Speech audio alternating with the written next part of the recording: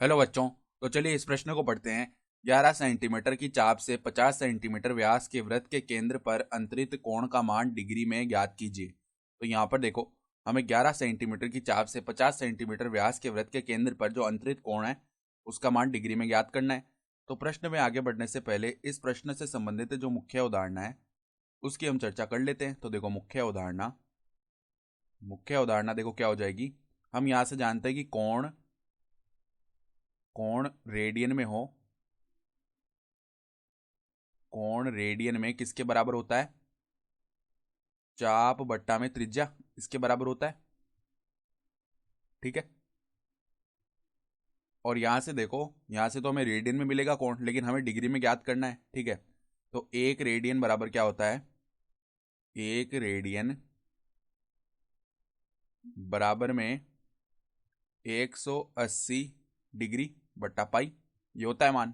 ठीक है। तो अब देखो यहां पर हम क्या करते हैं। देखो, इस प्रकार का वृत्त है। ठीक है। तो देखो, इस प्रकार का वृत्त बनने वाला है ये। और यहाँ पर देखो 11 सेंटीमीटर की चाप है, 50 सेंटीमीटर व्यास है। तो अगर 50 सेंटीमीटर व्यास है तो इसकी त्रिज्या हो जाएगी 25 सेंटीमीटर। तो ये देखो, ये त्रिज्या आ गई 25। ठीक है।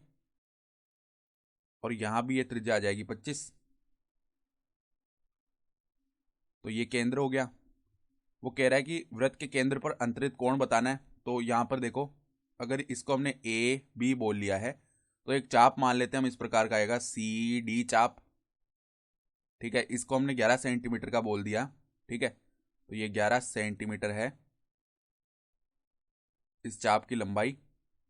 इस चाप से जो केंद्र पर अंतरित कोण आ रहा है वो निकालना है हमें डिग्री में। तो ये देखो, इस प्रकार का आएगा कोण।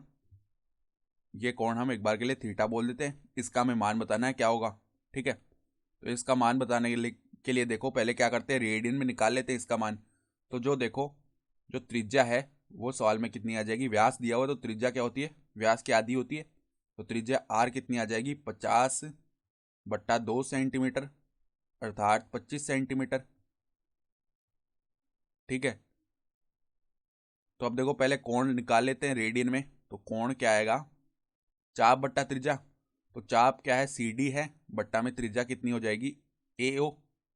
यहाँ पर अगर इस बिंदु को अगर हम ओ बोल रहे हैं, जो केंद्र है उसको ओ बोल लेते हैं, तो त्रिज्या ए हो जाएगी ना। तो सी डी बट्टा में ए ओ। तो यहाँ पे देखो, सी डी का मान है 11 सेंटीमीटर, बट्टा में ए ओ जो त्रिज्या है वो कितनी है, 25 सेंटीमीटर।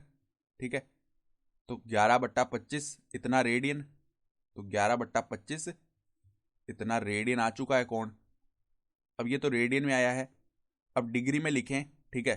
तो कोण देखो, कोण डिग्री में लिखें अगर हम, डिग्री में बराबर क्या आएगा, 11/25। देखो, एक रेडियन का मान 180 डिग्री बट्टा पाई। तो 180 डिग्री बट्टा में देखो पाई का मान होता है 22/7। ठीक है। तो 11 यहाँ से 22 को 2 बार विभाजित करेगा, फिर 2 180 को 90 बार विभाजित करेगा, फिर 5 से विभाजन करेंगे तो ये 5 बार, और ये कितनी बार हो जाएगा, 18 बार। ठीक है। तो यहाँ पे देखो, 7×8 = 56 होता है, 5 हासिल चला गया। तो यहाँ पे 126 बट्टा में 5 आने वाला है, इतना डिग्री।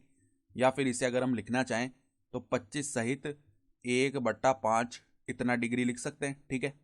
तो ये हो गया और यही हमारा उत्तर आ जाएगा।